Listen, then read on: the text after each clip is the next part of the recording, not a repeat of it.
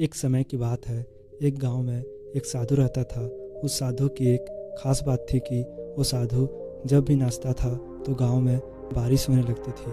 गांव वालों को जब भी बारिश की ज़रूरत होती थी वो उस साधु के पास जाकर उससे विनती करते कि दया करके आप नाचना शुरू कर दें। और जैसे ही साधु नाचना शुरू करता था वैसे ही गांव में बारिश शुरू हो जाती थी। कुछ समय के बाद शहर में रहने वाले 4 लड़के गांव में घूमने के लिए आए। जब उन लड़कों को यह बात पता चले कि साधु के नाचने से बारिश होना शुरू हो जाती है तो उन सबको इस बात पर बिल्कुल भी विश्वास नहीं हुआ। शहर के लड़के अपने आप को बड़ा पढ़ा लिखा समझ रहे थे, इसलिए उन्होंने गांव वालों को यह चुनौती दे दी कि हम भी नाचना शुरू कर देंगे तो बारिश होने लगेगी। यदि बारिश नहीं होती है तो उस साधु के नाचने से भी बारिश नहीं होगी। दूसरे दिन प्रातः गांव वाले उन 4 लड़कों को साधु की कुटिया में लेकर पहुंच गए और फिर साधु से सारी बातों को विस्तार से बताया।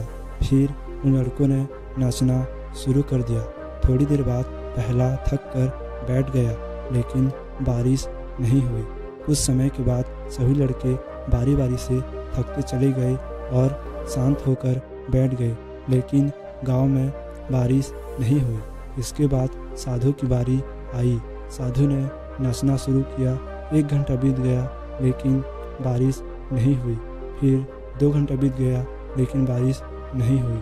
लेकिन साधु ने नाचना बंद नहीं किया और शाम होते होते बादलों की गड़गड़ाहट सुनाई दी और गांव में बड़ी तेज बारिश हो गई।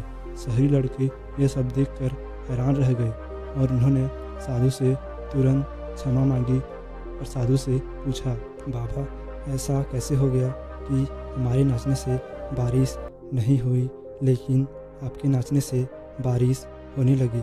साधु ने उन लड़कों को बताया, जब मैं नाचता हूँ तो 2 बातों पर ध्यान देता हूँ। पहली बात, मैं ये सोचता हूँ कि यदि मैं नाचूंगा तो बारिश को होना ही पड़ेगा, और दूसरी, मैं तब तक नाचूंगा जब तक बारिश न हो जाए।